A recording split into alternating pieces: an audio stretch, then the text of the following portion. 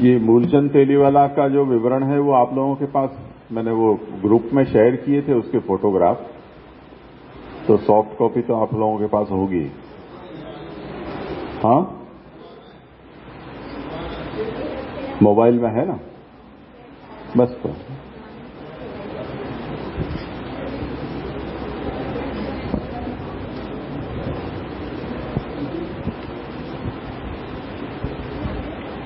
हाँ करें आराम। कुछ पूछना है? हाँ बोलो। जैसे मतलब यहाँ पे जो आया कि जिसको पुष्टिवरण का फल नहीं मिलेगा उसको दो महाप्रभु जी ने कहा कि ज्ञान भावे और दूसरा संसार में गति होगी ऐसा मान ले, और जो दूसरा आपने समझा था कि अगर कोई आसुरी जीव भी मानसी तक पहुंच गया है बट उसको भी फल देने के टाइम पे ठाकुर जी ये फल नहीं दे सकते, नहीं देंगे, वैसा भी हो सकता है।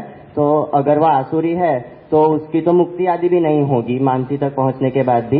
तो मेरा डाउट ये था कि जैसे साधन प्रकरण में महाप्रभु जी आज्ञा करते हैं कि मार्गोयम सर्व मार्गानाम उत्तम परिकीर्तत यस्मात् पातभयम नास्ति, और सिद्धांत मुक्तावली में जो महाप्रभु जी ने पुष्टि भक्ति संप्रदाय के फल की जब बात आई तब महाप्रभु जी ने यही कहा कि अगर तनुवित साधन रूप में आप करोगे तो मानसी एज अ पुष्टि मार्ग का फल आपको प्राप्त हो जाएगा। तो हम ये कह सकते हैं, मैं ऐसा समझा कि हम ये कह सकते हैं कि अगर पुष्टि मार्ग हमने अच्छे से फॉलो किया है तो हमें मानसी प्राप्त होगी, क्योंकि वो मार्ग की प्रणाली से हम चले हैं। तो अगर वह आसुरी जीव भी मानसी को प्राप्त हुआ है, मतलब महाप्रभु जी का संप्रदाय तो उसने अच्छे से फॉलो किया है, पुष्टि वरण नहीं होने के कारण वो ठाकुर जी के एरिया ऑफ कंट्रोल में है कि फल उसको नहीं मिला। और साधन प्रकरण में महाप्रभु जी मार्ग की बात कर रहे हैं कि मार्ग अच्छा इसलिए है क्योंकि डिमोशन नहीं होगा। तो अब ठाकुर जी की मानसी प्राप्त होने के बाद अगर कोई भी गति होगी, जैसे आसुरी है तो मुक्ति भी नहीं हुई या संसार में गति हुई, तो वो तो डिमोशन ही हुआ ना। तो मार्ग अच्छे से फॉलो करके मार्ग का फल प्राप्त हो गया, उसके बाद भी डिमोशन वहां से कॉन्ट्राडिक्टरी नहीं है। हाँ हाँ, अच्छी बात है। करें विचार, किसी को कुछ कहना हो इस विषय पर। ये संशय तो जैसे बीच में चर्चा में चला था वो रहा था, इनके भी ये संशय रहा है। लेकिन जब अपन ने देखा आखिरी वाला श्लोक आया है उसमें लालू भट्ट जी के, तो ये संशय तो पूरा खत्म हो जाता है कि ये जो पुष्टि उसमें ऐसा बता रहे हैं कि यद्यपि पुष्टि में ऐसा नहीं होता है, पुष्टि मार्ग फॉलो कर रहे हैं तो उसमें ऐसा नहीं होता है कि आपको फलदान ठाकुर जी नहीं करेंगे, क्योंकि कृपालु हैं, दयालु हैं। और जैसे आप बता रहे हो कि वो सारा जो है महाप्रभु जी के सिद्धांत फॉलो कर रहा है, तो इसमें इस तरह की कोई विषमता नहीं होगी। हाँ, ये बात लालू भट्ट जी ने कही है कि अगर हम सावधान नहीं है, हम अपने को टटोल नहीं है, जैसे आप श्री ने बताया टाइम टू टाइम हमको टटोलना है, वो अपने को करते रहना है। तो ऐसा नहीं है कि आश्री अगर वो फॉलो हम लोग कर रहे हैं महाप्रभु जी के सिद्धांत और महाप्रभु जी के संप्रदाय में चल के हमारे गुरु रूप में हैं और उनको हम फॉलो कर रहे हैं, तो ऐसी आश्री गति तो नहीं होगी। आपका उत्तर मिला कि नहीं? नहीं मिला?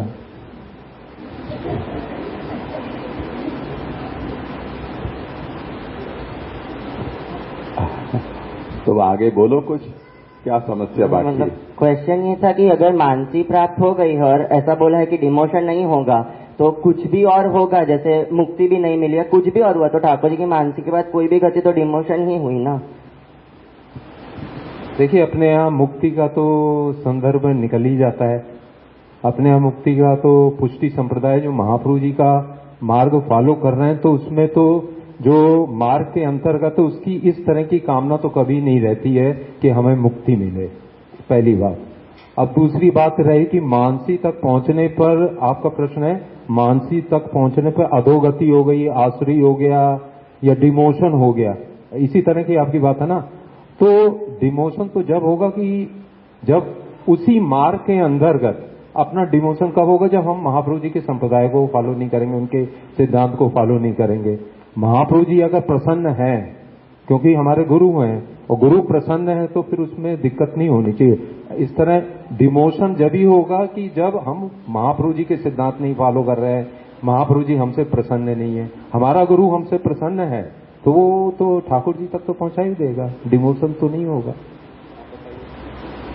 हाँ, और किसी को कुछ कहना हो तो इसमें ऐसा भी समझ सके कि वर्ण जो है वो तो पहले से ही निर्धारित है, तो अगर डिमोशन को ऐसो भी मतलब कि अगर बराबर से फॉलो किए मार्ग को, तो ऐसा नहीं होगा कि पुष्टि जीव अगर कोई है तो उसको आसुरी की गति मिले। अगर आसुरी तो ऑलरेडी जो है और वो अगर मार्ग फॉलो करेगा तो मार्ग के निर्धारित जो है तो उसमें से तो उसको डिमोट नहीं होगा, पहले से ही वर्ण उसका है। तो आसुरी को उसको जो फल जो पुष्टि सेवा का या पुष्टि मार्गीय नीति और फॉलो करने से जो होगा उसको वो तो मिलेगा ही, उसमें तो डिमोशन का तो कोई सवाल है ही नहीं ना, क्योंकि वर्ण जो है वो तो पहले से ही निर्धारित है। वो तो ठाकुर जी की, जैसे आपने कहा कि एरिया ऑफ कंट्रोल में है, तो वो तो ठाकुर जी ने निर्धारित कर ही रखा है सबका वर्ण।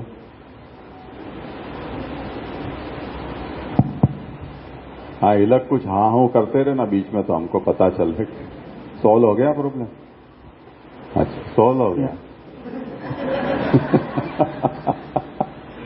फिर भी कह दो जो कहना हो।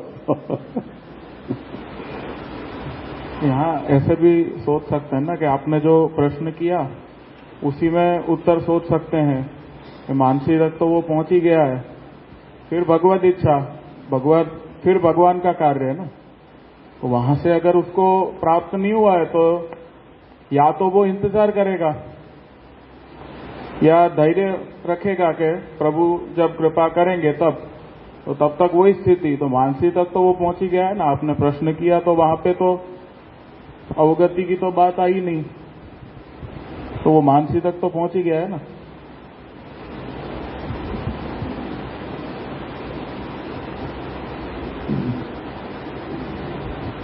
और उस वचन का अर्थ ऐसा भी सोच ही सकते हैं कि मार्ग में हम जाते हैं तो वहां तक तो पहुंच जाते हैं जहां तक, जैसे हम हाईवे का उदाहरण लेते हैं, आप देते हैं हर बार, जैसे तो द्रुतगति मार्ग है तो वो 99% उसमें निर्विघ्न पहुंच जाते हैं लोग, पर कभी कोई का एक्सीडेंट हो जाए बीच में तो उसकी तो क्या मतलब वो चांस उसमें कम रहते हैं। तो शायद उस वचन का अर्थ ऐसे भी समझ सकते हैं कि जैसे मानसी तक कोई पहुंच गया पर उसका वर्ण ही नहीं है तो उसको फिर प्रभु नहीं ग्रहण करेंगे, तो मानसी तक तो पहुंच ही जाता है ऐसा। फिर उसको धैर्य रखना है कि प्रभु उसका ग्रहण करेंगे कि नहीं करेंगे ऐसा। सबसे पहले इसमें जो कैटेगरी गिनाई जा रही है वो कैटेगरी वाइज यहाँ निरूपण है। लालू भट्ट जी ने उसको अच्छी तरह से डिफाइन कर दिया है, हमें उस दृष्टि से इसे समझना है। प्रतिबंध में उद्वेग, भोग और प्रतिबंध, इसमें भगवत्कृत प्रतिबंध निवार्य नहीं होता है, अलौकिक भोग त्याज्य नहीं होता है, इसलिए उद्वेग, साधारण भोग और साधारण प्रतिबंध, इन तीनों को निवारण करने का प्रयास करना चाहिए। और ये पुष्टि जीव को भी परेशान कर सकते हैं, इसलिए पुष्टि जीव को भी इन प्रतिबंधों का विचार करना आवश्यक है। उससे ये नहीं सोच लेना चाहिए कि मैं तो अंगीकृत हूं इसलिए मुझे तो फल मिलना ही है, तो मुझे कोई प्रतिबंध आने वाले ही नहीं है, तो मैं इसका विचार न करूं। तो प्रतिबंध है वो उसके फल को नष्ट नहीं कर सकते हैं पर विलंबित तो कर ही सकते हैं। तो फल में अंतराय न आए उसके लिए ये तीनों जो बाधक हैं उनका उससे विचार करना चाहिए, ये अंत में कहा। अब जिस फल के विषय में ये कहा गया है कि भगवान कभी प्रतिबंधक बनते हैं, तो उस स्थिति में उसे ये सोचना होगा कि भगवान मुझे फल देना नहीं चाहते हैं, तो मैं और स्वस्थता से जी सकूं उसके लिए मुझे मेरी समझ को थोड़ी समृद्ध बनानी चाहिए, बड़ा मन करना चाहिए, भगवान जो चाहे सो, जिसे यहां ज्ञान मार्गेण स्थातव्यम शोका भावाय इन शब्दों में कहा है। और जो इस तरह से अपने आप को समझा भी नहीं पा रहा है उसे उस स्थिति को स्वीकार लेना चाहिए कि अब मेरी संसार गति ही भगवान चाहते हैं, तो उस समय उस स्थिति में मुझे इस प्रतिबंध का निवारण करने का विचार या उसके साधन का अनुष्ठान आदि भी करने से कोई लाभ नहीं है, तो इसलिए अब मुझे उसकी भी चिंता नहीं करनी चाहिए। ये मूल में कही गई बात है। अब तुम्हारा यहां ये कहना है कि साधन प्रकरण आदि ग्रंथों में ये कहा गया है कि मार्गोयम सर्वमार्गाणाम उत्तमः परिकीर्तितः, ये मार्ग सभी मार्गों में उत्तम है। यस्मिन् पात भयम नास्ति, जिसमें पतन का कोई भय नहीं है। यही बात मैंने धावन निमील्यवा नेत्रे न स्खलित न पतेदिह इस भागवत के वचन से भी कहा था कि भक्ति मार्ग ऐसा है कि जो आंख मीच कर दौड़ो तब भी उसमें स्खलन या पतन नहीं होता। तो उसमें ये बात आई कहां से? तो लालू भट्ट जी ने अपना स्टैंड बहुत स्पष्ट इसमें किया है कि ये जो प्रतिबंध की बातें हैं वो मर्यादा मार्गीय सायुज्य और सालोक्य जिसको प्राप्त होना है उनके विषय में ये है। दूसरा, हमने मान लिया है कि मैं पुष्टिका हूं, पर भगवान जानते हैं कि ये जीव पुष्टिका नहीं है। तो जो जीव पुष्टिका है ही नहीं, उसके पुष्टि मार्ग के अवलंबन से अगर फल प्राप्ति नहीं होती हो तो उसमें मार्ग का दोष थोड़ी है। जो बात हमने ये फोगाट के उदाहरण से समझी थी कि ओलंपिक के कानून के हिसाब से वो कुश्ती लड़ने लायक ही नहीं थी, फिर भी लड़ी और जीती, और अब ये कह रही है कि मुझे मेडल नहीं दे रहे हो। तो उसे फल से वंचित किया गया है, उसका डिमोशन है। वो जो स्वरूपतः ही योग्य नहीं है, उसे फल की प्राप्ति न हो, उसमें ओलंपिक एसोसिएशन का दोष थोड़ी है।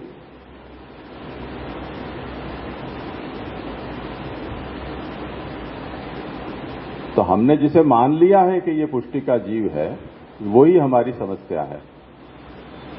तो स्वरूपतः जो योग्य नहीं है, वो यदि उत्तम से उत्तम साधन भी करने लग जाए तो उससे वो फल का दावा नहीं कर सकता है। तो ये सिद्धांत तो सर्वत्र मान्य होता है कि जिसके लिए आप क्वालिफाइड नहीं हो, उसमें आप कुछ भी घूस खवाकर और किसी तरह से या गैरकानूनी ढंग से घुस जाते हो, तो आपको अगर वहां से वापस डिपोर्ट कर दिया जाए तो उसमें उसका दोष नहीं है। जैसे कई लोग टूरिस्ट वीजा लेकर और पश्चिमी देशों में जाकर बस जाते हैं, उनका टाइम पूरा हो जाता है, फिर भी वो वहां से निकलते नहीं हैं, चोरी छुपी रहने लगते हैं। अब जहां पकड़े जाते हैं तो वहां से उनको उठा के फेंक देते हैं वापस। अब वहां वो हल्ला मचाते हैं, हम इतने साल से यहां रह रहे हैं। अभी आज ही समाचार आए थे, कंडला पोर्ट ट्रस्ट की 200 एकड़ जमीन में मुसलमानों ने कब्जा जमा कर रखा था पिछले 35-40 साल से। वो कल वो 200 एकड़ जमीन तोड़ फोड़ के और फ्री करवाई भारत सरकार ने। अब वो एजिटेशन करेंगे और जितने भी ये मुल्ला पसंद हैं लोग, वो उनके फेवर में मीडिया हल्ला मचाएगा कि गरीबों की ओर देखती नहीं है सरकार, उनको अपना सामान उठा लेने के लिए भी समय नहीं दिया। तो आप उसके लिए योग्य थे ही नहीं और आपने घुसकर और दावा कर दिया, तो आप तो ट्रेस पासर हो। समझ में आया ना? इसलिए हमने ये सोचा कि जो क्योंकि हम वर्ण को नहीं जान सकते हैं भगवान के द्वारा किए गए, इसलिए परिणाम से हमें वर्ण का अनुमान हमें करना होगा। आप जो कर रहे हो उससे आप वर्ण निर्धारित नहीं कर सकते हो। भगवान ने फल रोक दिया, इसका मतलब आप में कुछ समस्या है। तो जब महाप्रभु ये आज्ञा करते हैं कि तदा आसुरोयम जीवेति निर्धारः तदा ज्ञान मार्गेण स्थातव्यम, तो इसका मतलब क्या निकला कि आप ये आसुर ही थे पर आपने अपने आप को पुष्टि का मान लिया था और इतनी यात्रा करने के बाद आपने ये कहा कि अब हमारा फल पक्का है, और जब वहां ठेंगा दिखाया आपको कि कुछ मिलेगा नहीं, तब फिर आपको डिप्रेशन आ रहा है, कह रहे ऐसे कैसे हो सकता है। अरे पर आप उसके योग्य थे ही नहीं, आप तो ट्रेस पासर थे, तो आपको कैसे मिल सकता है। आया ना समझ में?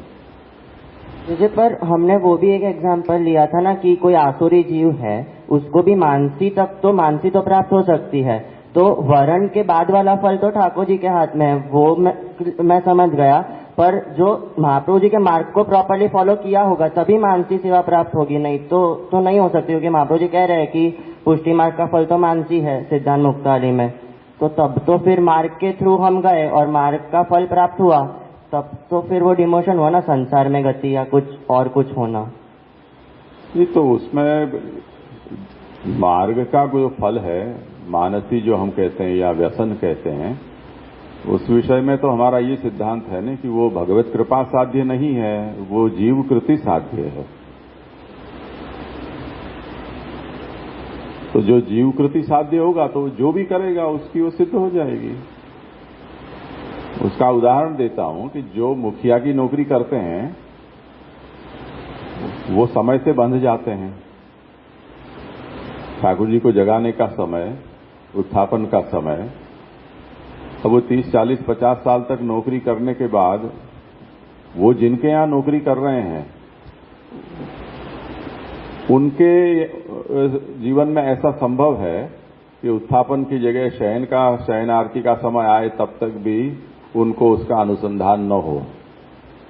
पर मुखिया जी को तो उत्थापन से पहले स्नान करना है, वो बायोलॉजिकल क्लॉक उसको याद दिवाए बिना रहती नहीं है। तो ऐसी खून में वो मानसी घुसी हुई होगी उसके। तो ये तो अभ्यास साध्य है, हो जाता है। अब रही बात ये कि उसमें प्रेम का एलिमेंट है कि नहीं, चित्त प्रवणता हुई, स्नेह है या नहीं। तो जो आपका पेट पाल रहा है उसके प्रति भले ही आपको बहुत सी फरियादें भी हों, पर इतने लंबे समय की नौकरी और उसका अन्न जब आप खा रहे हो तो उतने के लिए जितना स्नेह जरूरी होता है वो तो पनप ही जाता है। तो कार्योपयोगी स्नेह तो बनता ही है। अब वो निरुपाधिक स्नेह हो या न हो वो एक दूसरा विषय है। तो उस प्रकार की जो मानसी है वो मानसी सिद्ध हो जाती है, ऐसा व्यसन सिद्ध हो जाता है, वो जीव कृति साध्य है, ऐसा अभिप्राय है। इसलिए सेवाफल शायद तुम क्योंकि शुरू से नहीं थे इसमें, इसलिए उसका अनुसंधान तुमको नहीं होगा कि अलौकिकस्य दाने ही चाद्य सिद्ध्येत मनोरथः। अलौकिक सामर्थ्य रूप जो फल है वो भगवान अपनी ओर से जीव को दान करें तभी सिद्ध होता है। तो सेवा फल में कहे गए फल जो हैं उसमें अलौकिक सामर्थ्य भगवान की ओर से दान साध्य होता है, और व्यसन और मानसी जो स्थिति है या सेवा की सिद्धावस्था है वो जीव प्रयत्न साध्य मानी गई है। तो उसमें ऐसी कोई फरियाद वाली बात नहीं है। या को ऐसे ना लेके या ढंग से देखें कि दृढ़म यन्ना भी नश्यति, के बीज भाव दृढ़ हो जाए, मतलब वो व्यसन हो जाए, वहां तक की बात है, तो वहां को नाश नहीं होगा। अगर अब वहां को व्यसन हो गया तो वो मार्ग की तो गलती नहीं है। अब फिर यहाँ में जो आपने जैसे कही कि वो मार्ग को अधिकारी नहीं है, तो पर वो अवस्था में पहुंच गए हो तो हमें मार्ग की कोई हानि नहीं है, वहां नियम के विरुद्ध हो तो भी। पर वो अब वो दृढ़म यन्ना भी नश्यति, ये बात फिर कैसे बैठेगी? एक तो ये प्रश्न कि वो दृढ़ता की हो गई है, वो बीज भाव दृढ़ हो गए हो, अब वहां को नाश नहीं होगा ये। और दूसरों के यहाँ जो आज्ञा करी कि सेवायाम प्रतिबंधकत्रयम्, तो यहाँ सेवा में ही प्रतिबंधक आ रहे हैं। तो अब मतलब मैं यूँ सोच रहा हूँ कि अपन वह मानसी तक की ही बात क्यों कर रहे हैं? जब सेवा में ही प्रतिबंध आ गए तो वो मानसी तक या व्यसन तक ही नहीं पहुंच पाएगा। तो ऐसे कहीं शायद शब्द नहीं आए कि वो मानसी या व्यसन तक पहुंचने के बाद वहां में प्रतिबंध आ रहे हैं, वो मतलब भगवत कृत प्रतिबंध आ रहे हैं। यहाँ सेवा में ही प्रतिबंध आ रहे हैं पहले तो वो पहले ही सेवा छोड़ देगा, या भगवत कृत प्रतिबंध है तो वो जो भी आज्ञा करी है पीछे वो करे, वो ज्ञान मार्ग में स्थित होकर, तो मानसी या व्यसन तक की वो बात ही नहीं आएगी। तो और वो अगर या दृष्टि से देखें तो वो दृढ़म यन्नापि नश्यति बात भी फिर बैठ जा रही है। फिर आप जैसे आज्ञा करें। दृढ़म यन्नापि नश्यति में ये समझना है कि वहां ही महाप्रभु आगे करते हैं कि तादृशस्यापि सततम गेह स्थानम विनाशकम। तो हमें उस वचन को साथ में लेकर और यन्नापि नश्यति का कहा जाता है। तो देखो उसमें ये बात है कि बीज की दृढ़ अवस्था किसे कहेंगे कि ऐसा बीज कि जो बीज अब आगे जाकर नष्ट नहीं होगा, ऐसी उसकी सुदृढ़ता। यहां देखो पीछे ये पेड़ इतने करीब करीब 15 फीट 20 फीट जितने लंबे हो चुके हैं। ये जो हिस्सा है उसका जमीनी स्तर नीचा है, तो यहां से जितना गांव का पानी आता है वो अपने विद्यापीठ के रोड से होता हुआ यहां जमा होता है। सबसे ज्यादा पानी डिपॉजिट यहां होता है, पोषण जल्दी मिलता है, इसलिए यहां के पौधे जल्दी बड़े हो जा रहे हैं। उसके बजाय जो सामने वाले खेत हैं वहां वो पानी जमा नहीं होता है, तो वहां के जो पौधे हैं वो भी 4 फीट 5 फीट के आसपास हैं, ये 15-20 फीट के हो सके हैं, जबकि लगे एक साथ हैं। अब इनको देखकर कोई भी कहेगा कि अरे कितना अच्छा फल फूल गया खेत। तो देखो यहां जाकर थोड़ी सी हवा चली है, लुढ़क के सब सो गए हैं पेड़, जिनको देखकर हमें ये लगता है कि दृढ़म यन्नापि नश्यति, वो लुढ़के पड़े हैं, समूल उखड़ गए हैं।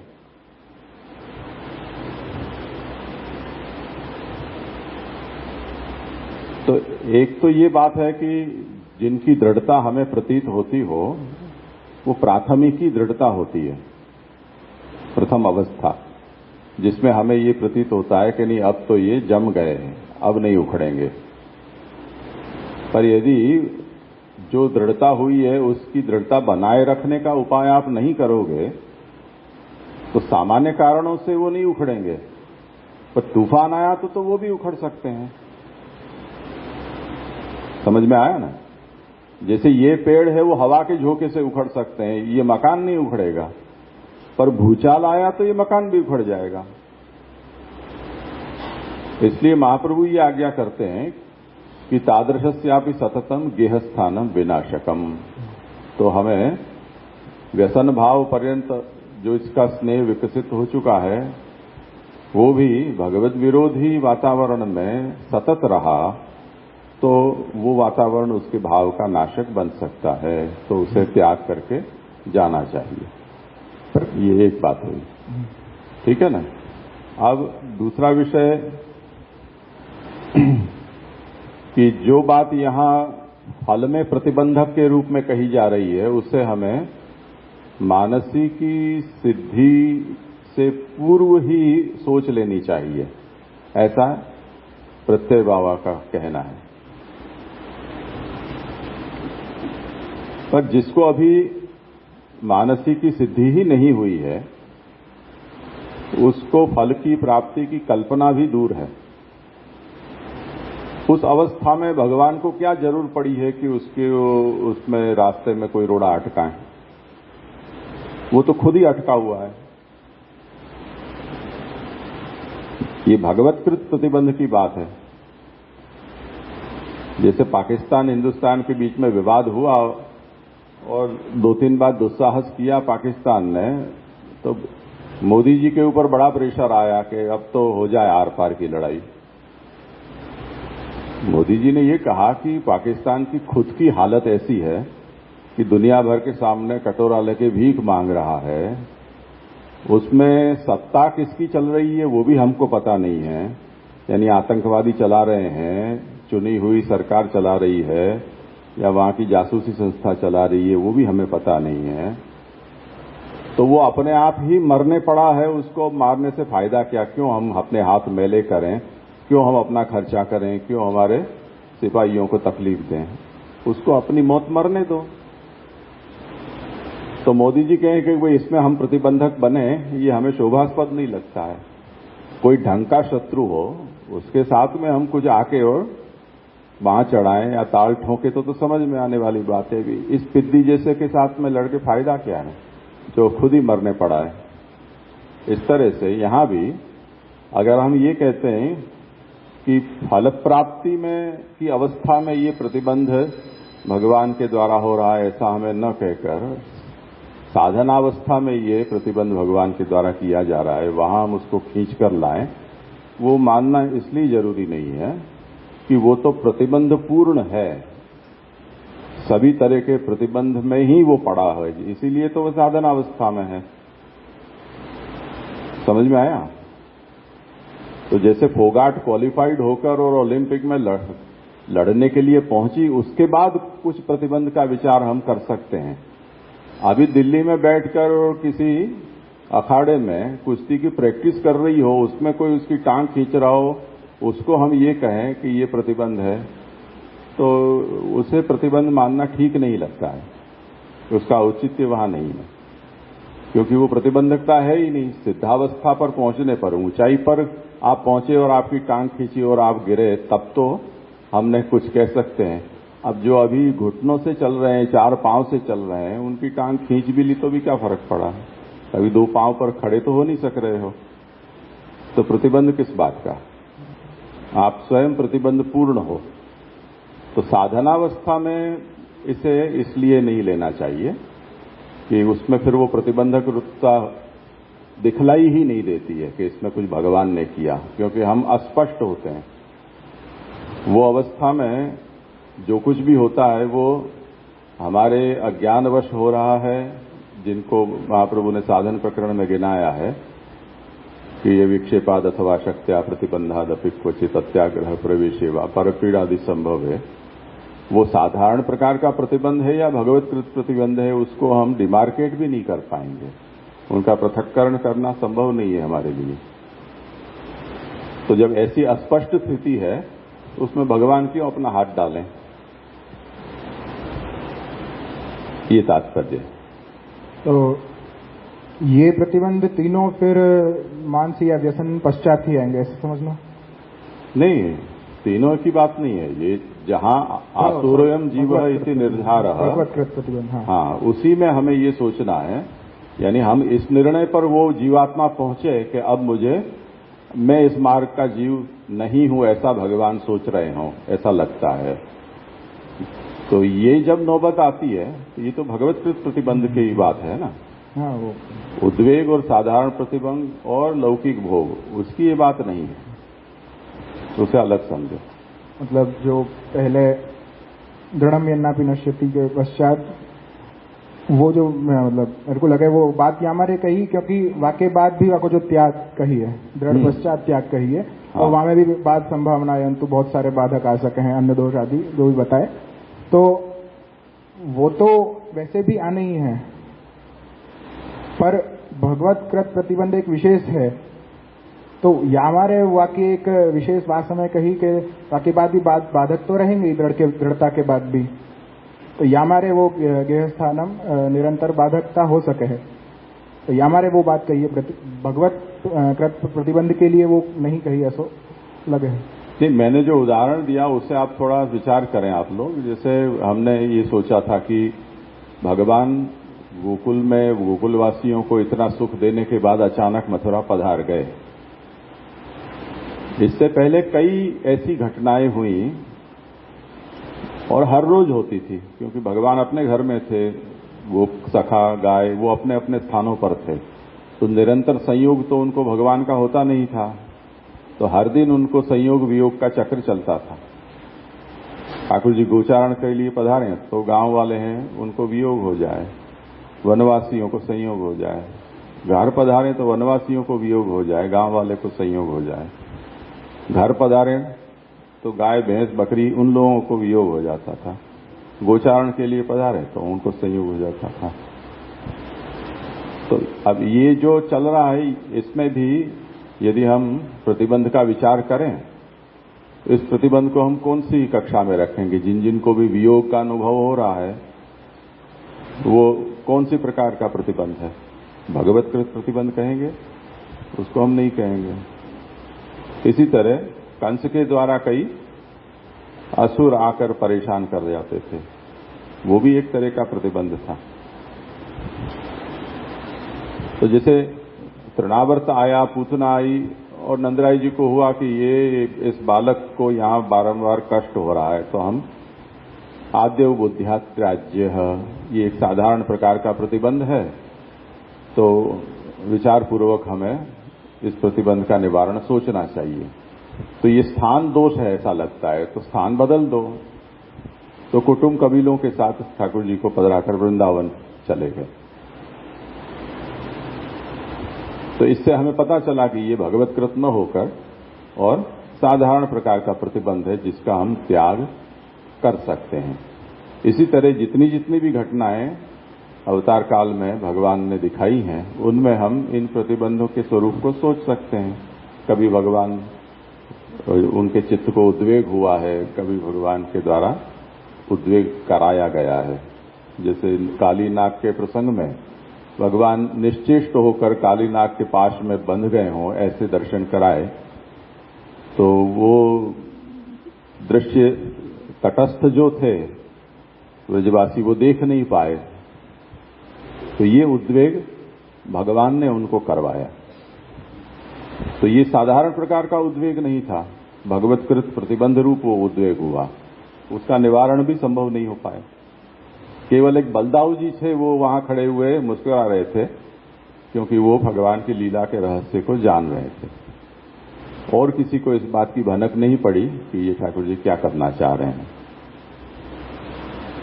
तो अब देखो कि उद्वेग ऐसा हुआ, शकट भंजन में भी उद्वेग ठाकुर जी ने करा दिया, पर यशोदा जी को उससे ये शिक्षा मिल गई कि मैं जो मेरे लिए सब कुछ छोड़कर मेरे यहां पधारा है, उसको छोड़कर मैं औरों की आगता स्वागता में लगी हूं, तो ऐसा मुझे नहीं करना चाहिए, मेरे बालक को भी की उपेक्षा मुझे नहीं करनी चाहिए।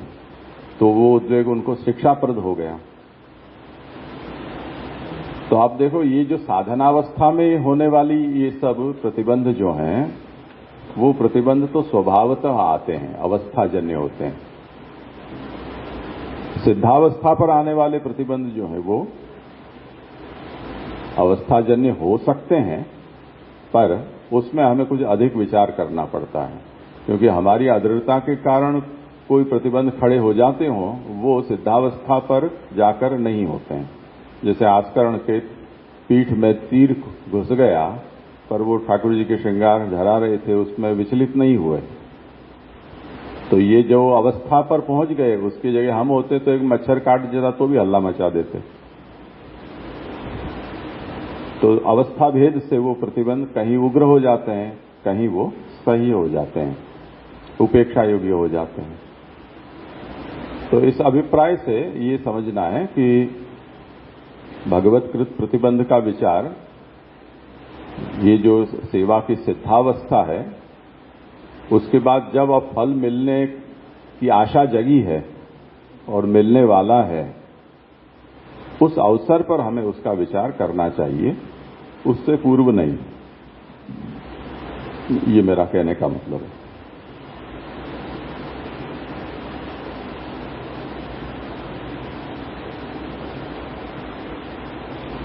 अब देखिए, ये श्री लालू भट्ट जी की दृष्टिकोण से हमने सेवा फल का विचार किया।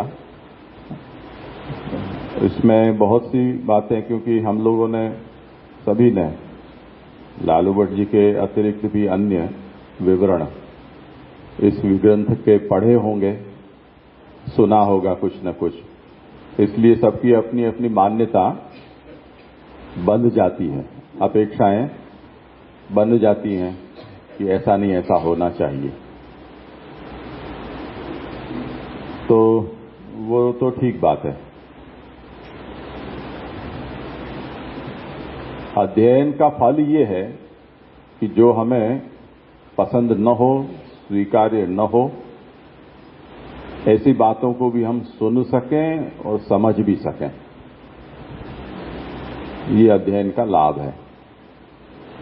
तो आप लोगों ने भी अच्छे प्रश्न और चर्चा करते हुए उसे सुना भी, लालू भट्ट जी को कहीं कहीं सहन भी किया और समझने का प्रयास भी किया।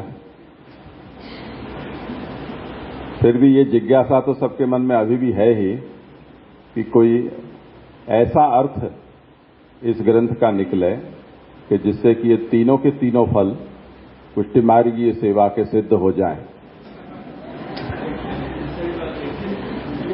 तो ऐसा कुछ कहीं से जुगाड़ आप निकाल दें।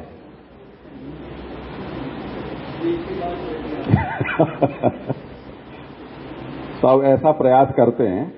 मूलचंद तेलीवाला और धीरजलाल साकलिया, उन्होंने ये जो ग्रंथ के संपादन किए और 14 टीकाएं प्रकाशित की हैं, उन्होंने बड़ा उपकार किया है कि इसकी भूमिका में अधिकांश जो विवेचक हैं उनके मतों का यहां संक्षेप में निरूपण किया है। अब क्योंकि ये भी संस्कृत में ही है तो अब दूसरा कोई उपाय नहीं है, तो उसको पढ़ते हुए उसे समझना होगा।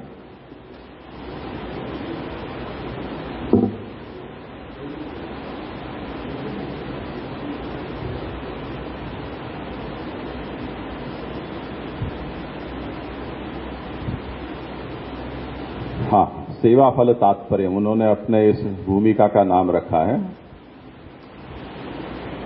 उसमें कहते हैं कि नृणाम आत्यंतिक निश्रेयस सिद्ध्यर्थम श्रीमदाचार्यैः पूजा मार्गात् भिन्नः सेवा मार्गः स्नेह प्रधानः प्रवर्तितः। मनुष्यों के आत्यंतिक कल्याण की सिद्धि के लिए आचार्य चरणों ने जो प्रचलित पूजा मार्ग है उससे भिन्न स्नेह प्रधान सेवा मार्ग को आपने प्रवर्तित किया। अस्मिन् मार्गे स्नेहस्य प्राधान्यम न विधेहे।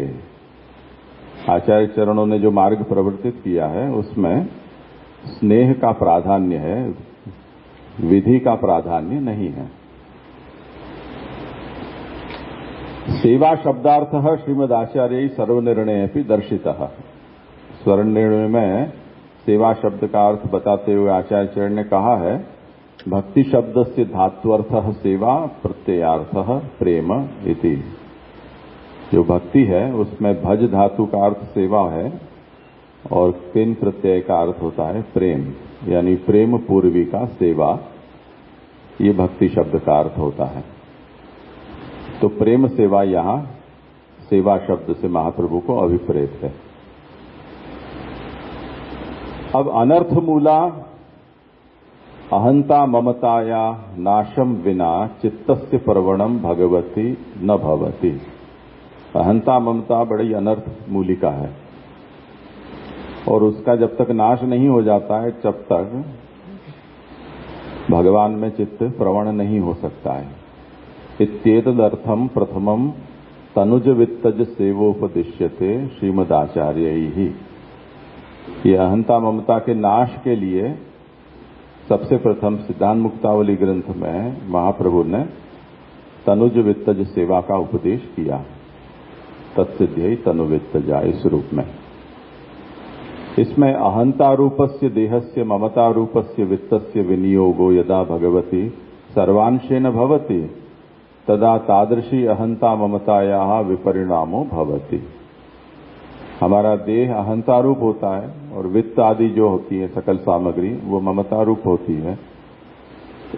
ये अहंता ममतात्मक देह और वित्त आदि का विनियोग जब सर्वांश से भगवान में होता है तब वो जो लोक में जुड़ी हुई हमारी अहंता ममता है उसका विपरिणाम हो जाता है, यानी नाश हो जाता है, लोकासक्ति नष्ट होती है। चित्तस्य सर्वतः संबंधे निवृत्ते तस्य भगवती स्थिति ही भवति। और चित्त है उसका सब ओर से संबंध जब दूर हो जाता है, यानी और सब जगह से चित्त हटकर भगवान में स्थित हो जाता है। ये तनुवित्तजा का फल है। भगवदीयस्य तदा अहंता ममतापि भगवदीया भवति। तो सब ओर से चित्त हटकर जब भगवान में लगा है तो ऐसा जो भगवदीय है उसकी अहंता ममता भी भगवदीय बन जाती है। सातु न बाधे का, इस प्रकार की भगवदीय अहंता ममता भक्ति मार्ग में बाधक नहीं मानी जाती है। प्रत्युत परम फल साधिका, वो उत्तम फल की साधिका बनती है। देह वित्तस्य भगवती विनियोगः साक्षात श्रीमद् गोपीजन वल्लभोपदिष्ट प्रकारेण महाप्रतिज्ञा रूप सर्वस्व समर्पण द्वारा श्रीमदाचार्य स्वशरणागत जीवानाम कृतः। हमारे देह और हमारे वित्त का भगवान में विनियोग कैसे होना चाहिए, इसका प्रकार भगवान ने साक्षात प्रकट होकर महाप्रभु को कहा था। और उसी समय महाप्रतिज्ञा रूप जो ब्रह्म संबंध मंत्र है उसके द्वारा सर्वस्वी का समर्पण भी भगवान को करना, ऐसा आचार्य चरण को कहा था। तो आचार्य चरणों ने उसी आज्ञा का अनुसरण करते हुए उनके शरण जो जीव आए उनका भी आत्मसमर्पण प्रभु को करवाया। तदैव ते जीवा भगवदीया भूत्वा ज्ञाननिष्ठ जीवानाम परम कष्टेन असाध्यम जीवन मुक्ति ब्रह्म भाव बोध रूपम अवांतर फलम अनायासेन प्राप्तवन्तः।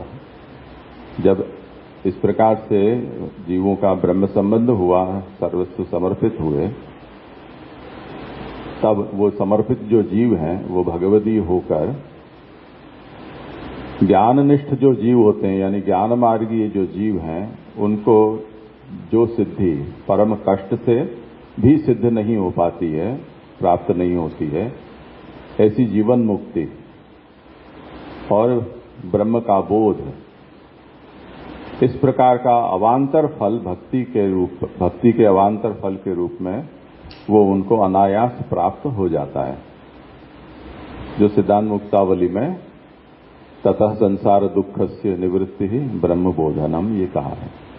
एतादृश प्रकारेण चित्त प्रवण द्वारा यदा भगवदीयस्य सेवा मानसी आदिदैविकी भवति तदा सा स्वतः फल रूपा भवति। इस प्रकार के चित्त प्रवण द्वारा जब भगवदीय की सेवा मानसी अवस्था पर पहुंचती है तब वो आदिदैवी की सेवा कहलाती है और तब वो स्वतः फल रूप बन जाती है।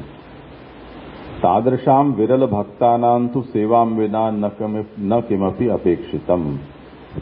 ये सिद्धि की अवस्था पर जो पहुंचे हैं ऐसे भक्त विरल होते हैं और ऐसे भक्तों को भगवत सेवा के अतिरिक्त और कोई वस्तु की अपेक्षा नहीं होती है। एतदेव उक्तम श्री भागवते, भागवत में उसका प्रमाण दिया गया है। मधुद्विट सेवानुरक्त मनसाम अभवोपि फल्गु। मधुसूदन भगवान की सेवा में जिनका मन अनुरक्त है उनके लिए अभव यानी जो मोक्ष है वो भी व्यर्थ है। ईदृशी स्वतः फल रूपा सेवा केवल भगवद अनुग्रहिक लभ्या। ये स्वतः फल रूपा सेवा है वो भगवान के अनुग्रह मात्र से ही प्राप्त हो सकती है। अतो अस्मिन् ग्रंथे यत् फलम उच्यते तत्पुष्टि मार्गीय सेवाया एव न केवल मर्यादा मार्गीयाया वा केवल प्रवाह मार्गीयाया वा। इसलिए सेवाफल ग्रंथ में जो फल बताए जा रहे हैं वो फल पुष्टि मार्गीय सेवा के ही फल हैं ऐसे समझना चाहिए। केवल मर्यादा मार्ग या केवल प्रवाह मार्ग के ये फल हैं ऐसा नहीं समझना चाहिए। अत्र श्री हरिराया वा श्रीमदाचार्य ही केवलाया मानस्या एव फलम उच्यते इति विचार्य तस्या फलत्रयम उक्तवन्तः। हरिराय महाप्रभु हैं, उनका ऐसा मत है कि यहाँ मानसी सेवा का फल कहा जा रहा है। तो ये तीनों फल हैं वो मानसी सेवा के फल हैं ऐसा समझना चाहिए। तो पुरुषोत्तम क्या कहते हैं कि तनुज वित्तज सहित मानसी सेवाया फलम। यहां पुरुषोत्तम जी ने तनुवित्तजा सहित जो मानसी है उसके ये 3 फल हैं, ऐसा उनका मत है। हरिराय महाप्रभु ने बाह्य सेवा जो है उसको हटा के केवल मानसी के ये फल हैं, ऐसा कहा है। केचित और कुछ व्याख्याकार ऐसा कहते हैं कि पुष्टि पुष्टि, मर्यादा पुष्टि, प्रवाह सेवाया क्रमेण फलत्रयम उक्तम। ये 3 प्रकार के मिश्र जीव हैं, उनको अनुक्रम से ये 3 प्रकार के फल प्राप्त होते हैं, ऐसे कुछ लोगों का मानना है। पुरुषोत्तम जी ने क्या कही एक बार? पुरुषोत्तम जी को क्या मतलब? तनुज वित्तज सहित मानसी सेवाया। पुस्तक है ना? हाँ, खोल के रखिए। सर्वैरपि सिद्धांत मुक्तावली प्रोक्ता सेवा उपन्यस्यते। सभी व्याख्याकार यादृशी सेवना प्रोक्ता, इसमें सिद्धांत मुक्तावली में कही गई सेवा को ही यहां आधार बनाकर चलते हैं। यानी सेवाफल ग्रंथ में, सिद्धांत मुक्तावली ग्रंथ में कही गई सेवा का ही फल वर्णित है, ऐसा उनका मानना है। श्रीमदाचार्याणाम वाचाम निगूढ़ार्थत्वात्, आचार्य चरण की वाणी है वो बड़ी गूढ़ अर्थ वाली होती है, इसलिए विवरणकाराणाम भिन्न भिन्नाधिकारत्वात् कारवत्वात्, और जो विवरण करते हैं उनके अधिकार भिन्न भिन्न होते हैं। यादृशोधिकार तादृशी स्फूर्ति, इसलिए जिसका जैसा अधिकार होता है भक्ति में, वैसा ही अर्थ उनको भी स्फुरित होता है। इति सर्वेषां मतानाम आचार्याश्रय अविरुद्धत्वात् सर्वेषां अविरोधो अस्तु सिद्ध एव। इसलिए सभी जो व्याख्याकार हैं उनके मत आचार्य चरण के आशय से अविरुद्ध होने से सभी के बीच में अविरोध है, ऐसा समझना चाहिए। तो अभी तक जितने लोगों ने जो कुछ भी कहा है वो एक दूसरे से अविरुद्ध हैं। अयम सेवा मार्गस्तु केवल प्रेम प्रधानः नैवात्र क्रियाया वा ज्ञानस्य प्राधान्यम। सेवा मार्ग केवल प्रेम प्रधान है, उसमें क्रिया या ज्ञान का प्राधान्य नहीं होता है। भगवत भाववताम सर्वेषाम अस्त्राधिकार, जो भी भगवत भाव वाले हैं उन सबका सेवा में अधिकार माना गया है। एतादृशी पुष्टि मार्गीय सेवाया फलत्रयम उच्यते। तो अब ये सिद्धांत मुक्तावली में जो तनुजा वित्तजा मानसी या तनुवित्तजा मानसी के रूप में जो सेवा कही है, उसी सेवा के 3 फल यहां बताए जाते हैं, उत्तम, मध्यम, साधारण भेद क्रमेण। उत्तम फल, मध्यम फल और साधारण फल, इस प्रकार से। तत्र उत्तमाया फलम अलौकिक सामर्थ्यम। सेवा यदि उत्तमाधिकारी के द्वारा की जा रही है या उत्तमावस्थापन्न है तो उसे अलौकिक सामर्थ्य फल होगा। ये पुष्टि पुष्टि जीव को प्राप्त होने वाला फल है। सायुज्यम मध्यमाया, मध्यमाधिकारी को सायुज्य फल प्राप्त होगा, यानी कि पुष्टि मर्यादा जीव को। और सेवोपयोगी देहो वैकुंठादिषु साधारणा पुष्टि प्रवाहाया। और तृतीय जो फल है वो साधारण जीव को प्राप्त होगा, यानी कि पुष्टि प्रवाह जीव को। अब इसमें एक जयगोपाल भट्ट हैं, वो कुछ अलग क्रम बताते हैं, उनको ये बात मान्य नहीं है। तेषाम मते तु सायुज्यमेव परम फलम। जयगोपाल भट्ट सायुज्य को श्रेष्ठ फल मानते हैं और बाकी के 2 गौण फल होते हैं। लक्ष्मण भट्टास्तु अत्यंतरंगांतरंग बहिरांगानाम सेवानाम क्रमेण फलम दर्शयन्ति। जो अति अंतरंग होते हैं उनको अलौकिक सामर्थ्य, अंतरंग को सायुज्य और बहिरंगों को सालोक्य, ऐसा उनका मत है।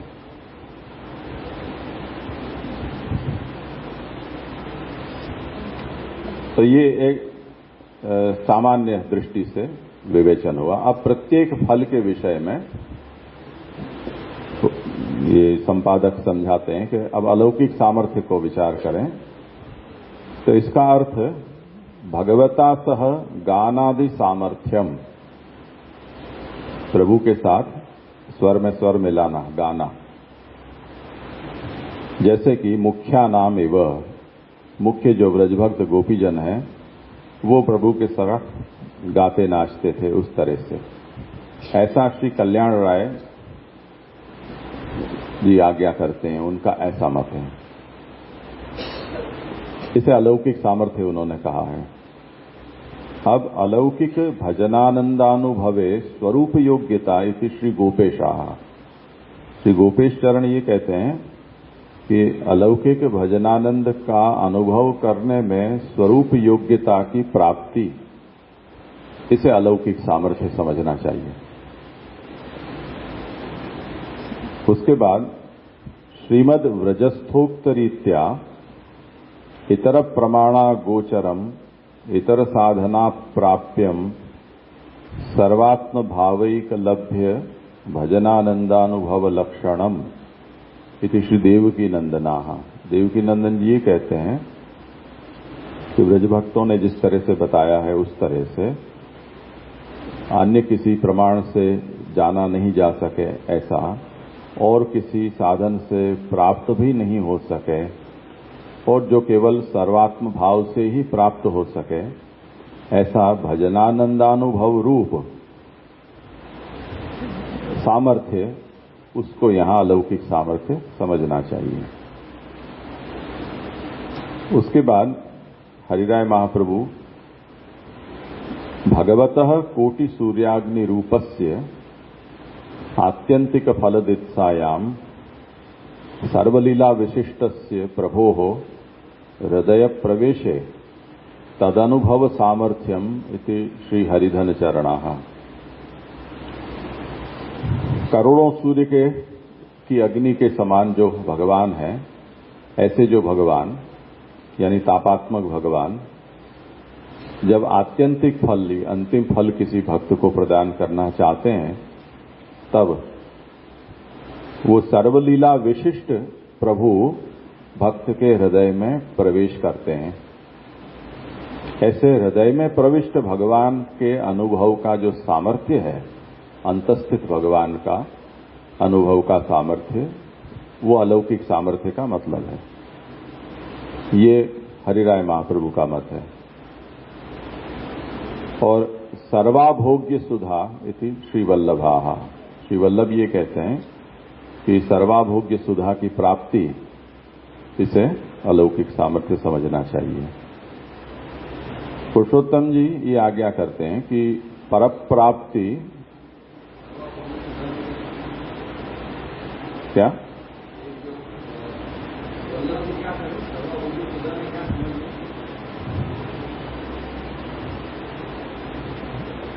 थोड़ा लंबा विषय है, हाँ, तो उसकी विवृत्ति से देखेंगे तो ज्यादा स्पष्ट होगा। पुरुषोत्तम चरण ये आज्ञा करते हैं कि परप्राप्ति विवरण श्रुत्युक्त भगवत स्वरूपानुभवे प्रदीपवदावेश इति सूत्रोक्त रीतिक भगवदावेशजा योग्यता यया रसात्मकस्य भगवतः पूर्णस्वरूपानंदानुभवः। परप्राप्ति यानी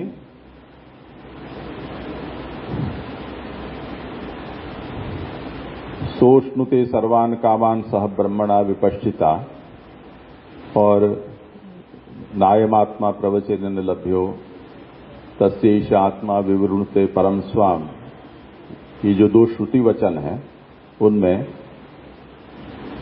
ब्रह्मविद आपनोति परम, ये पर प्राप्ति, जो ब्रह्मविद है वो पर की प्राप्ति करता है, और दूसरा भगवान जिसका वर्ण करते हैं उसके सामने अपने आप को प्रकट करते हैं, ये विवरण श्रुति। ये दो श्रुति में भगवत स्वरूपानुभवे, भगवान का स्वरूप अनुभव करने में प्रदीपवद आवेश, इस सूत्र में ये बताया है कि जैसे एक दीप में से दूसरा दीप जला देते हैं तो वो दूसरा दीप है उसमें भी वही प्रदीप्ति की सामर्थ्य आ जाती है, प्रकाश आदि प्राप्त हो जाते हैं। उस तरह से भगवान जिस जीव के ऊपर कृपा करना चाहते हैं उस कृपा को झेलने के लिए भगवान उससे एक सामर्थ्य प्रदान करते हैं। तो ये भगवद आवेशज योग्यता है। भगवान का आवेश होने पर उस जीवात्मा में ये योग्यता आ जाती है कि रसात्मक भगवान के पूर्ण स्वरूप का आनंद अनुभव वो कर पाता है।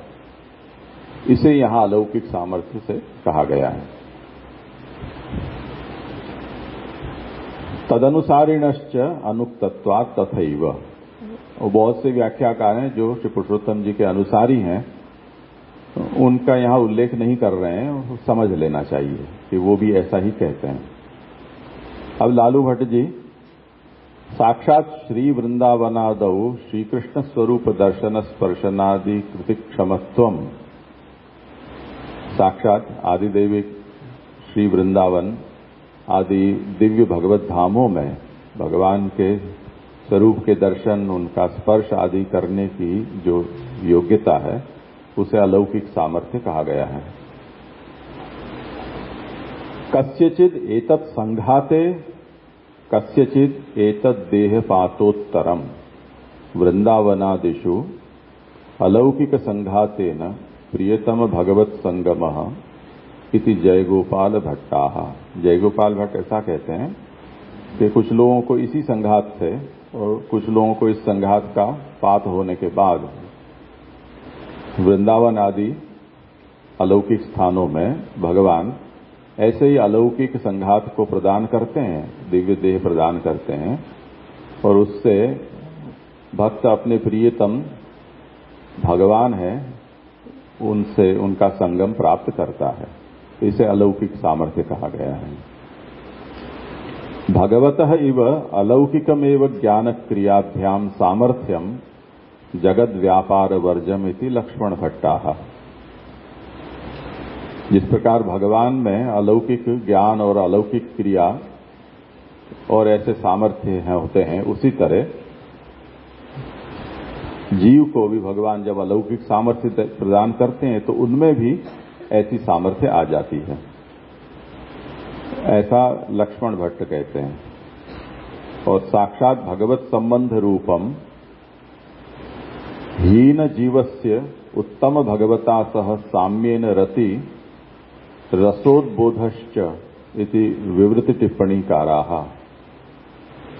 अन्य जो व्याख्याकार हैं वो ये कहते हैं कि अलौकिक सामर्थ्य का मतलब साक्षात भगवान के साथ संबंध होना, यानी जो हीन है जीव उसका उत्तम ऐसे भगवान के साथ साम्य प्राप्त हो जाना और भगवान के साथ रति और रसोद्बोध भी कर पाना, ऐसा भी अलौकिक सामर्थ्य का अर्थ होता है। तो ये सब व्याख्याकारों के अभिप्राय हैं। इनको करने के बाद इनका समन्वय अब तेलीवाला बताते हैं कि इदंतु अवधेयम।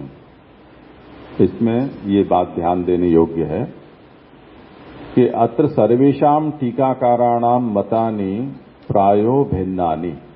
सभी व्याख्याकारों के मत एक दूसरे से भिन्न हैं। इत्यतोनुमीयते यदस्त्र आचार्य निकमिपि इदमित्थतया विवक्ष्यते। क्योंकि इससे ये समझ में आता है कि स्वयं आचार्य चरणों ने ही इस फल का ये अर्थ है ऐसा कहीं कहा नहीं है, तो बेचारे व्याख्याकार भी क्या करें, जिनको जो सूझा वही तो कहेंगे।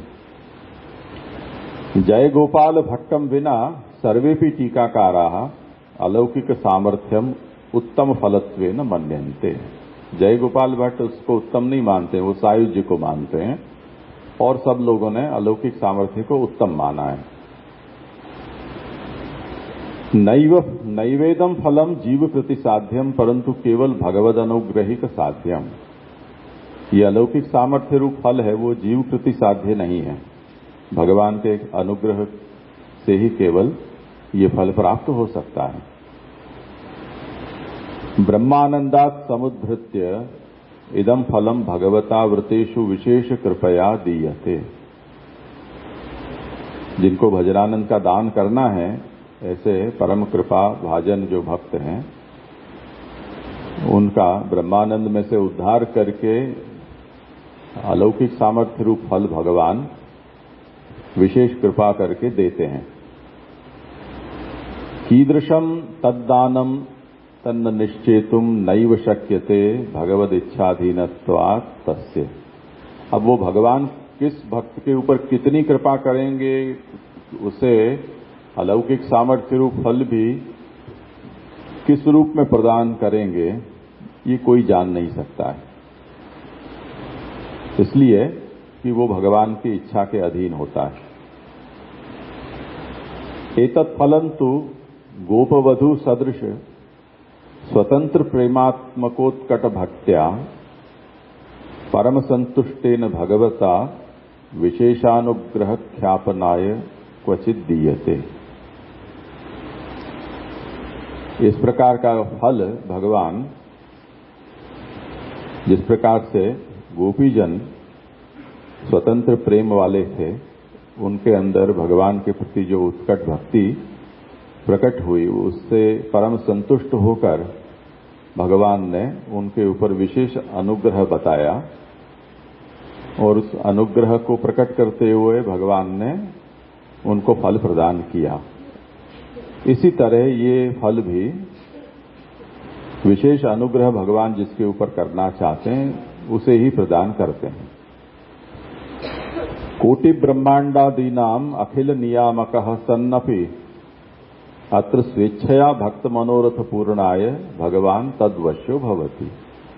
भगवान कोटि ब्रह्मांड के नायक हैं, नियामक हैं, फिर भी जब भगवान की इच्छा होती है तो भक्त के मनोरथ को पूर्ण करने के लिए भगवान कोटि ब्रह्मांड के नायक होते हुए भी उस भक्त के वश हो जाते हैं।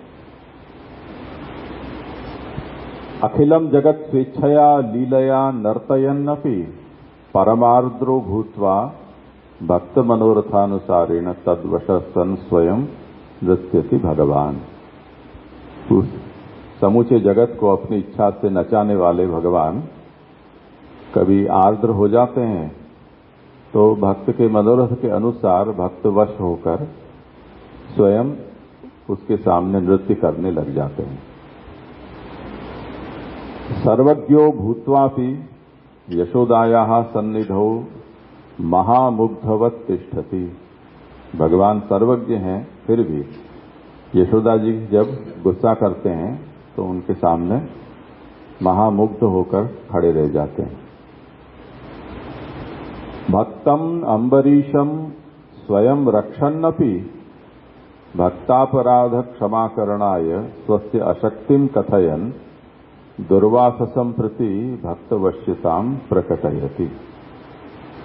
अम्बरीश की रक्षा स्वयं भगवान ने की, पर दुर्वासा ने जब क्षमायाचना की तब भक्त का अपराध भगवान क्षमा नहीं कर सकते हैं, उसमें मैं असमर्थ हूं, ऐसा कहकर दुर्वासा को अम्बरीश के पास भेज दिया, वहां जाके नाक घिसो।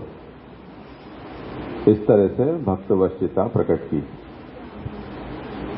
अखिलम विश्वम स्वमायया बंधयन्नपि श्रीमन् मातृचरणानां भक्त्यतिशयेन स्नेहातिशयेन तद्वशः सन् स्वयं श्रीमद् यशोदया दाम्ना बद्धो भवति। पूरे विश्व को भगवान अपनी माया से बांध देते हैं, फिर भी माता का जो अतिशय स्नेह है उसे देखकर भगवान यशोदा जी के वश हो गए और यशोदा जी ने जो रस्सी से उनको बांधा उससे बंध गए। कीदृशम किंचित प्रकारकम सामर्थ्यम यत्र भक्त्यतिशयेन प्रेमातिशयेन भगवान भक्तवश्य सन् तत्कामान पूरयति तत्र प्रकटी भवति। ये जहां जहां भी भक्तवश्यता भगवान ने प्रकट की है, तो वो सामर्थ्य भगवान ने उन भक्तों को दिया है। ये कुछ सामर्थ्य हैं जिनको यहां गिनाया गया है। ऐसा सामर्थ्य जब ऐसी प्रबल भक्ति किसी भक्त में दिखाई देती है, तब उस प्रेमातिशय से भगवान उन भक्तों के वश हो जाते हैं और भक्ति की कामना को पूर्ण करते हुए वो सामर्थ्य को वहां प्रकट कर देते हैं। इसी को अलौकिक सामर्थ्य समझना चाहिए। इदमेवोत्तमं फलम श्रीमदाचार्याम अभिप्रेतम इति नात्र संशयः। आचार्य चरणों के अनुसार यही उत्तम फल है, इसमें अब कोई शंका नहीं बचती है। श्रीमद गोकुलनाथा नाम श्रीमद पुरुषोत्तमा नाम एवमेवाभिप्राय। गोकुलनाथ जी और पुरुषोत्तम जी का भी ऐसा ही अभिप्राय है। श्रुति में सोष्णुते सर्वान कामान सह ब्रह्मणा विपश्चिता, ये जो श्रुति है वो भी भक्तस्य विविध रसभोग चतुरेण रसेश्वरेण भगवता सह भोगम निरूपयन्ति भक्तस्य प्राधान्यम भगवतो गौणत्वम स्पष्टमेव कथयति। तो ब्रह्म विदाप्नोति परम, वो पर को प्राप्त कर लेता है, और सो अश्नुते, जिसने ब्रह्म को प्राप्त किया है वो सभी काम भोग है, उसका भोग ब्रह्म के साथ करता है, ऐसा श्रुति में निरूपण किया गया है। तो भगवान रसेश्वर हैं और विविध रस भोग करने में चतुर हैं। ऐसे भगवान के साथ ये श्रुति जीवात्मा के भोग का निरूपण करती हुई ये कहती है कि इस अवस्था में भक्त का प्राधान्य हो जाता है और भगवान गौण बन जाते हैं, यानी भगवान भोग्य बन जाते हैं और भक्त भोक्ता बन जाता है। तो ये अलौकिक सामर्थ्य ही तो हुआ। प्राप्तम फलम यावत् पर्यंतम स्वाधीनम न भवति तावत् पर्यंतम तस्य फलत्वमपि न प्रकटी भवति। कोई फल प्राप्त हो पर वो हमारे स्वाधीन न हो तो उसका स्वाद कैसे ले सकता है कोई? तो उसका फलत्व भी प्रकट नहीं होता है। इसी तरह रसशास्त्रेपि रसाधिक्ये पुंभावः प्रतिपाद्यते। रसशास्त्र भी यही कहता है कि जब रस की अधिकता हो जाती है तब भोक्ता में भोग्य भाव और भोग्य है उसमें भोक्ता भाव, ऐसे विपरीत रति प्रकट हो जाती है। अर्थात भगवतो गौणत्वम भक्तस्य प्राधान्यम यत्र भवति तत्रैव अलौकिक सामर्थ्यम प्रकटी भवति। इसका स्वारस्य ये है कि जहां भगवान गौण बन जाएं और भक्त प्रधान बन जाए, वहां पर ही अलौकिक सामर्थ्य प्रकट होता है।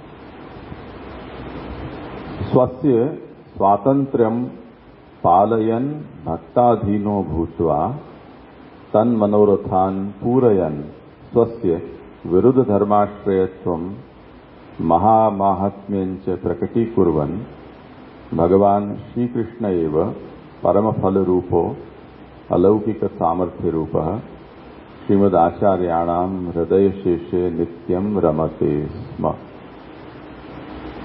भगवान अपना स्वातंत्र्य भी रखते हैं और ऐसा स्वातंत्र्य रखते हुए भक्ताधीन भी हो जाते हैं। भक्ताधीन होकर भक्तों के सभी मनोरथों का पूर्ण भी करते हैं।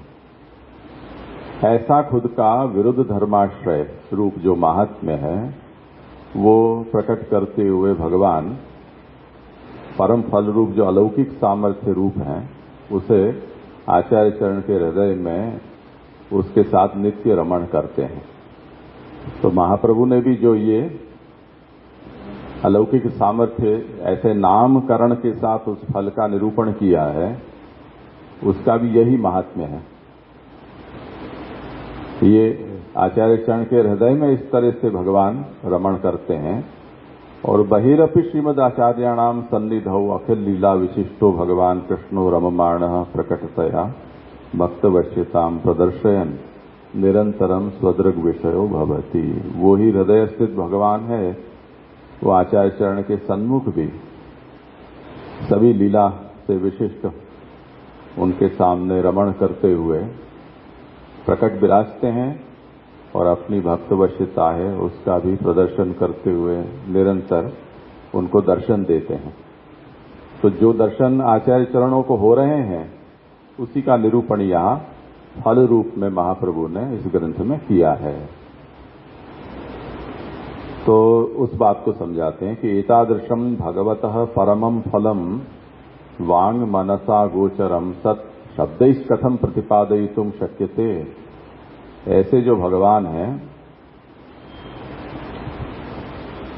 जो परम फल रूप है, वाणी और मन से अगोचर हैं, ऐसे भगवान की फलरूपता का शब्दों से प्रतिपादन कैसे किया जा सकता है।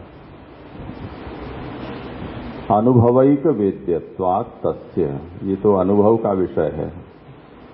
अतएव आचार्यैः तादृश निगूढ़त्व प्रदर्शनाय अलौकिक सामर्थ्यम इति परम निगूढ़ शब्द प्रयोगः कृतः इति प्रतिभाति। इसीलिए आचार्य चरणों ने भी ऐसे निगूढ़ भगवान के स्वरूप का प्रदर्शन करने के लिए ये जो प्रथम फल है उसका नाम भी अलौकिक सामर्थ्य ऐसा रखा है। तो ये शब्द प्रयोग भी परम निगूढ़ है। अत्रापि सर्वेषां टीकाकाराणां विरोधस्तु अनुक्त सिद्ध एव। व्याख्याकारों ने भी अलौकिक सामर्थ्य शब्द की जो व्याख्याएं की हैं उसमें परस्पर विरोध है, वो तो स्पष्ट दिखलाई देता है। सर्वेषां भिन्नाधिकारवत्वात्, क्योंकि सभी भक्त हैं और सबके अधिकार भिन्न भिन्न हैं। भगवतः स्वतंत्रेच्छत्वाच्च, और भगवान की इच्छा स्वतंत्र है। कीदृशम दानम भगवान करिष्यति तन्न ज्ञातुम शक्यते कि, इसलिए किस भक्त को किस प्रकार का फलदान भगवान करना चाहते हैं ये जान पाना संभव नहीं है। श्री पुरुषोत्तम चरणैस्तु अविरोध प्रकारो अति सुंदरतया प्रतिपादिता।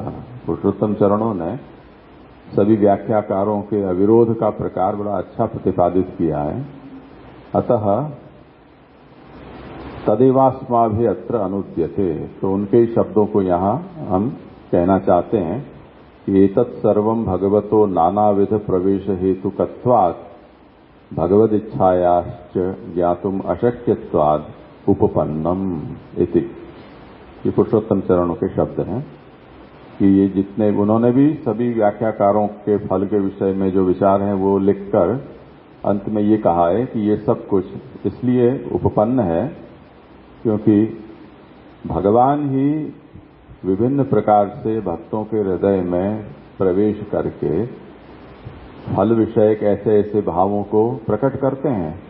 तो भगवान की इच्छा ही ऐसी है और जिसे जानना भी संभव नहीं है, इसलिए फल निरूपण में भी ऐसी विभिन्नता आ जाती हो या विरोध भी आ जाता हो कहीं, तो वो भगवत इच्छा को समझकर उसका समाधान कर लेना चाहिए।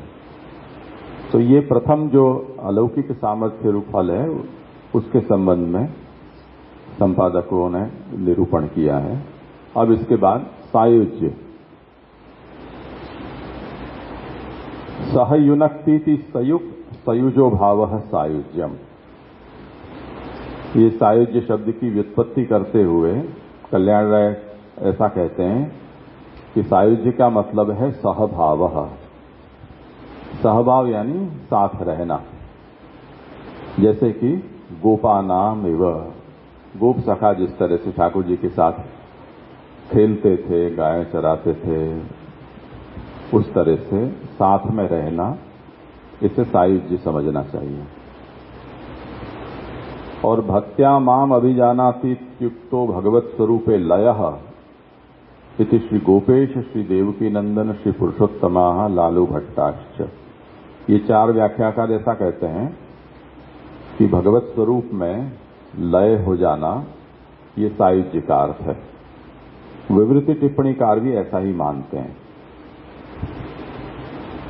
संयोगानुभव सामर्थ्यम भगवता सह सतत स्थितिरेव सार्वधिक संयोग रसानुभव इति श्री हरिधन चरणा। कि हरिराय जी ऐसा कहते हैं कि भगवान के संयोग का अनुभव करने का सामर्थ्य, भगवान के साथ सतत स्थिति, सार्वधिक संयोग रस का अनुभव, इसे सायुज्य समझना चाहिए। श्री वल्लभ ऐसा कहते हैं कि सोष्णुते इति श्रुत्युक्त सहभावेन भगवता सह भोगः, भगवान के साथ सहभाव और सहभाव भी भोग सहित, उसे सायुज्य समझना चाहिए। जय गोपाल भट्ट बड़ी लंबी चौड़ी व्याख्या देते हैं कि शुद्ध पुष्टि मार्गीयम भेद संबंध घटितम केवलेन ही भावेन इत्यादि वाक्यैः उत्तम कृपया ब्रह्म भाव ज्ञान वैराग्य निरपेक्ष प्रेमासक्ति व्यसन रूप केवल भाव जनित भगवत सहभाव विशिष्ट सार्वकालिक सर्व काम भोग रूपम इति। विशेषण ज्यादा हैं पर कुल मिला के बात तो यही है जो पूर्व व्याख्याकार कहते हैं कि भगवान के साथ रहना और सार्वकालिक काम भोग भगवान के साथ कर पाना, ये सायुज्य है। और उभय विधम अपि सायुज्यम इति लक्ष्मण भट्ट, आंतरबाह्य दोनों प्रकार का, या जो जिसको सायुज्य के दो अर्थ बताए हैं, एक रूढ़ार्थ बताया है और एक व्युत्पत्ति लभ्य अर्थ है। तो दोनों तरह का अर्थ यहाँ सायुज्य का समझना, ऐसा लक्ष्मण भट्ट कहते हैं। तो वो कहते हैं कि तथा च अत्र द्विविधम सायुज्यम रूढ़ार्थम और यौगिकार्थकं च। इसके बाद ये सायुज्य का लंबा चौड़ा विवरण है, उसकी विस्तार में हम नहीं जाते हैं क्योंकि वहां पर जिन जिन लोगों ने सायुज्य के जो जो अर्थ किए हैं उसकी समीक्षा संपादकों ने की है और वो थोड़ी जटिल भी है, और अभी हमारे जो उद्देश्य है उसमें उसकी आवश्यकता नहीं है। इसलिए अब आगे के पृष्ठ पर जो तीसरा फल है उसका विवरण देख लेते हैं। सेवोपैक देहो वैकुंठादिशो, ये तीसरा फल है।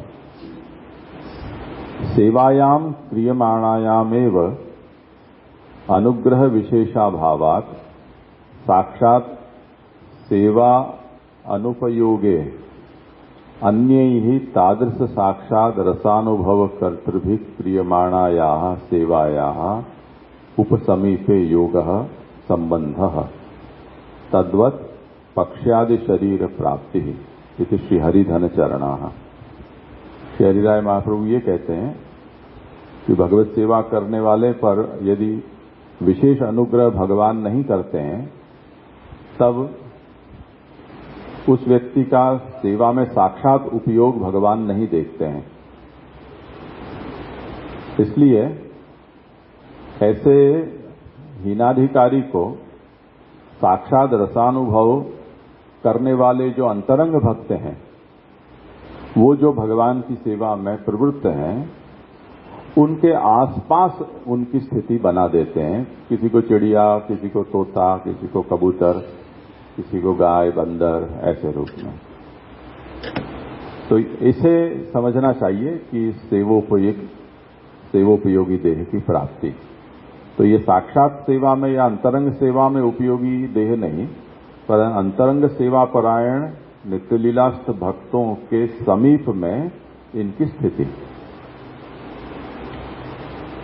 अब आगे पुरुषोत्तम चरण कहते हैं, देहेन्द्रियासु हीनः पुरुष स्त्री पशु पक्षी वृक्षाद्याकृति संस्थान विशेषः।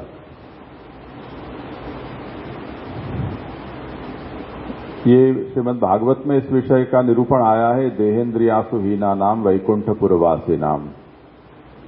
वहां ये कहा है कि जैसे यहाँ भूतल पर हमारे प्राकृत देहेंद्रिय होते हैं, उस प्रकार के प्राकृत देहेंद्रिय भगवत लोक में नहीं होते हैं। वहां अप्राकृत देहेंद्रियादि होते हैं। तो जिनको भगवत लोक में सेवोपयोगी देह की प्राप्ति होती है, उनको अप्राकृत देहेंद्रिय प्राण की प्राप्ति होती है, और वहां पुरुष, स्त्री, पशु, पक्षी, वृक्ष आदि आकृति में उनको स्थान प्राप्त होता है। इसको सालोक्य रूप फल, तीसरा फल समझना चाहिए। ये पुरुषोत्तम चरणों का मत है। लालू भट्ट जी क्या कहते हैं हमने देख चुके हैं। व्यापी वैकुंठादौ पार्षदादि देह प्राप्ति ही, व्यापी वैकुंठ आदि लोक में पार्षद वगैरह देह की प्राप्ति। गोकुलम वन वैकुंठम इति कृष्णोपनिषदुक्ते प्रपंचातीत भगवन निवास स्थानम व्यापी वैकुंठांतर्गतम बृहद्वनम नंदीश्वरं च उच्यते। आदिपदेन श्री वृंदावन श्रीमद गोवर्धन आदि च। यहां आदिपद से क्या लेना चाहिए? तो ये कृष्णोपनिषद है, उसका प्रमाण देते हुए कहते हैं कि यहां गोकुल भी समझना चाहिए, इसी तरह वृंदावन भी समझना चाहिए, बृहद्वन भी समझना चाहिए। ये आदि पद से लेना है। इसी तरह श्रीमद गोवर्धन भी, ये सब भगवत लोक में नित्य लीला धाम में अपने आदिदैविक अलौकिक स्वरूप से विराजते हैं, और वहां पर जिनकी स्थिति प्राप्त होती है वो सालोक्य मुक्ति का प्रकार है।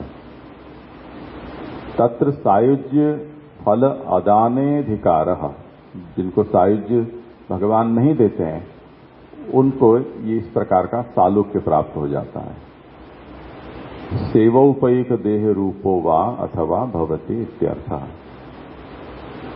इसमें वैकुंठांतरस्य शुद्ध पुष्टिमार्गी फलरूप भगवद लोकत्वाभावात् गोकुलस्यैव तादृक् भगवल्लोकत्वाद् वैकुंठपदेन श्री गोकुलम आदिपदेन वृंदावनादिकंच अभिप्रेतम इति जयगोपाल भट्टाः। जयगोपाल भट्ट ये कहते हैं कि जो अन्य वैकुंठ है, आदि पद का प्रयोग किया है, इसलिए ये जो व्यापी वैकुंठ से इतर अन्य वैकुंठ लोक का जो वर्णन प्राप्त होता है वो शुद्ध पुष्टिमार्गीय भक्तों को प्राप्त होने वाला स्थान नहीं है। इसलिए यहां वैकुंठ पद से गोकुल ही समझना चाहिए। तो वैकुंठ आदि यानी गोकुल आदि, और आदि पद से वृंदावन, इस तरह से समझना चाहिए। अप्राकृत भूत भौतिक तृणलतौषधि वृक्ष पशु पक्ष्यादि देह। सेवोपयोगी देह का मतलब क्या? वो देह अप्राकृत होगा, वहां भूत भी अप्राकृत होंगे और भूतजन्य भौतिक पदार्थ भी अप्राकृत ही होंगे, और इसी तरह वहां की घास, लता, अन्य औषधि, वृक्ष, पशु, पक्षी आदि देह के रूप में प्राप्ति होना, ये तृतीय फल हुआ। तत्र सेवोपयोगी बोध्यः वैकुंठ पदेन मुख्य अमुख्य च। यहां सेवोपयोगी जो भी हो वो सब समझना चाहिए। ऐसे ही नहीं कि कहीं ठाकुर जी पधार ही नहीं रहे और वहां कोई घास बन के बैठा है तो उसकी कोई सेवोपयोगिता नहीं है।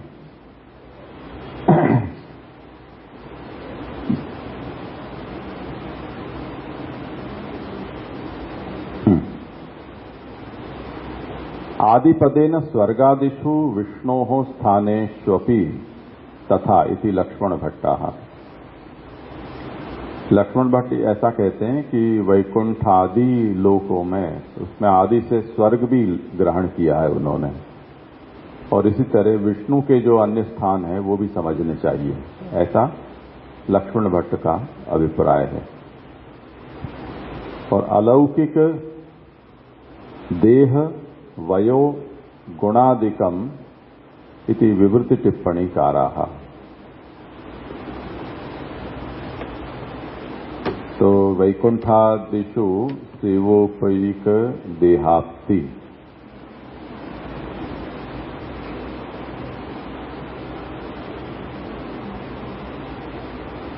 तो आदि पद से, जैसे लक्ष्मण भट्ट हैं, उन्होंने स्वर्ग और विष्णु के स्थान माने हैं, उसी तरह से वैकुंठ आदि, इसमें आदि पद से अलौकिक देह, इसी तरह वय, गुण, ये सब भी अलौकिक समझने चाहिए, ऐसा विवृति टिप्पणीकार है।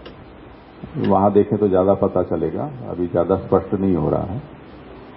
रमा प्रार्थित वैकुंठ क्षीरोद श्वेतद्वीपेषु भगवत सेवा योग्य देह प्राप्ति ही थी श्री गोपेशा।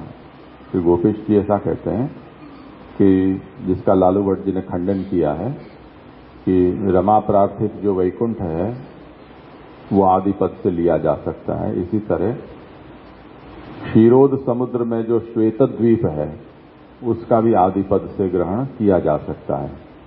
ऐसे स्थानों में भगवत सेवा योग्य देह की प्राप्ति, ये तीसरे फल का अभिप्राय है।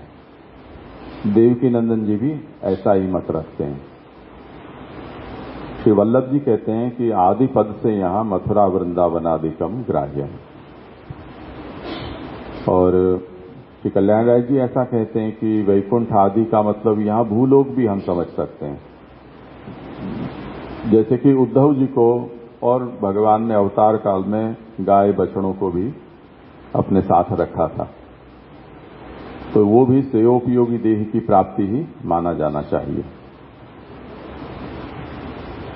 श्री गोपेशाः श्री देवकी नंदनाः क्रमेण मर्यादा भक्तेः प्रावाहिक भक्तेः फलम वदन्ति। श्री गोपेश जी का मत ये है कि ये तीसरा फल है वो मर्यादा भक्ति का है। देवकी नंदन जी ऐसा कहते हैं कि मर्यादा भक्ति का नहीं, ये प्रावाहिक भक्ति का फल है। तो इन दो व्याख्याकारों के अतिरिक्त अन्य जितने भी व्याख्याकार हैं उनका ऐसा कहना है कि पुष्टि भक्ते है साधारण भक्तेर्वा फलम, ये या तो पुष्टि भक्ति का फल है या तो साधारण भक्ति का फल है। इति दृष्टि भेदतः तारतम्यम, इस प्रकार से ये तीसरे फल में भी दृष्टि भेद से तारतम्य है। तो ये तीन बातें फल के विषय में हुई। अब हाँ,